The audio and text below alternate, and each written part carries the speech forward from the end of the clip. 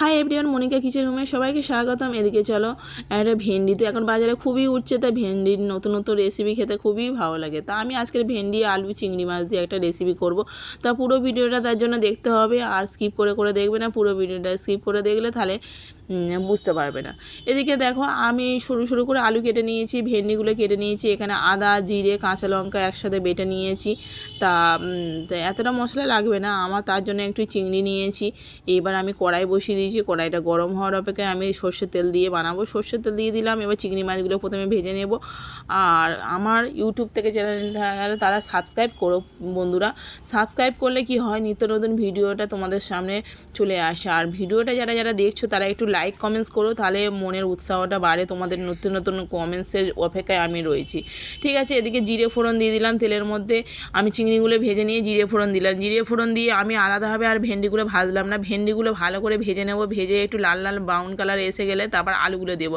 আলুগুলো দিয়ে ভালো করে ভেজে নিলাম, এটা নুন দিলাম স্বাদ মতন। এবার দেখতে পাচ্ছ ভালো করে ভেজে নিচ্ছি।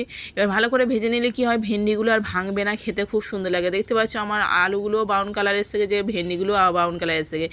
এবার আমি যে মশলাটা করে নিয়েছিলাম আদা জিরে আর কাঁচা লঙ্কা বাটা একসাথে বেটে নিয়েছিলাম, সেই মশলাটা আমি দিয়ে দিলাম। দিয়ে একদম সিম্পল রান্না, খুবই অসাধারণ খেতে লাগে। আর আমি হলুদ দিয়ে দিলাম, দিয়ে ভালো করে মশলাটা একটু নাড়ি ছাড়িয়ে কষিয়ে নিলাম। কষিয়ে নেওয়ার পরে এবার পরিমাণে দেখো, খেতে খুব সুন্দর লাগে। এটা কাঁচা লঙ্কা দিয়ে বানাবো, তোমরা পারলে গুঁড়ো লঙ্কাও ইউজ করতে পারো, আমি গুঁড়ো লঙ্কা ইউজ করবো না। চেরা কাঁচা লঙ্কা কিছুটা দিয়ে দিলাম, ঝাল তোমরা নিজেদের মতো পছন্দ মতন করে খেতে পারো।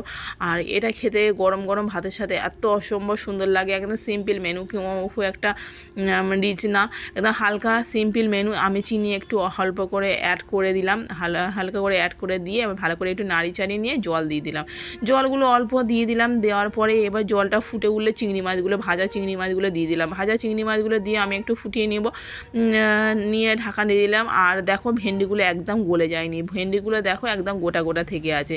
ভেন্ডিগুলো ভেঙে গেলে খেতে ভালো লাগে না, ওই জন্য ভালো করে ভেজে নিতে হবে সেই জন্যে। এবার আমার দেখো ভেন্ডি আলু চিংড়ি মাছ দিয়ে রেসিপিটা হয়ে গেছে, কত সুন্দর দেখতেও হয়েছে দেখো। আর একটু ঝোল ঝোল তোমরা রাখতে পারো, মাখা মাখাও করতে পারো, কোনো অসুবিধা নেই। তোমরা তোমাদের পছন্দ মতো ঝোলটা রাখতে পারো। তা আমি আমার একটু ঝোল ঝোল রাখবো, কেন ভাত দিয়ে খাবো বলে, ওই জন্য একটু হালকা ঝোল ঝোল রাখছি। আর রুটি দিয়ে খাওয়ার জন্য ভেন্ডিটা দেখো কতটা সুন্দর দেখতে হয়েছে। আর যদি ভালো লেগে থাকে লাইক কমেন্টস করো, পাশে দেখো। আর সাবস্ক্রাইব করতে ভুলো না কিন্তু বন্ধুরা। যারা যারা নিত্য নতুন ভিডিও পেতে তাহলে তোমার আগে সবার কাছে পৌঁছে যাবে। আর দেখো কত সুন্দর দেখতে হয়েছে এই রেসিপিটা, কত সুন্দর খেতেও অসম্ভব সুন্দর লাগে। তোমরাও একবার ট্রাই করতে পারো। আর কে কে এই ভেন্ডি আলু, আমার তো অসাধারণ লাগে, তোমাদেরও কী ভালো লাগে? আমাদের বাড়ির সবাই এইভাবে রান্না করলে খুবই সুন্দর চেটে পুটে খেয়ে নেয়। তোমাদের কেমন লাগলো জানিও বন্ধুরা, কমেন্টসের অপেক্ষায় থাকলাম, ঠিক আছে, বাই বাই।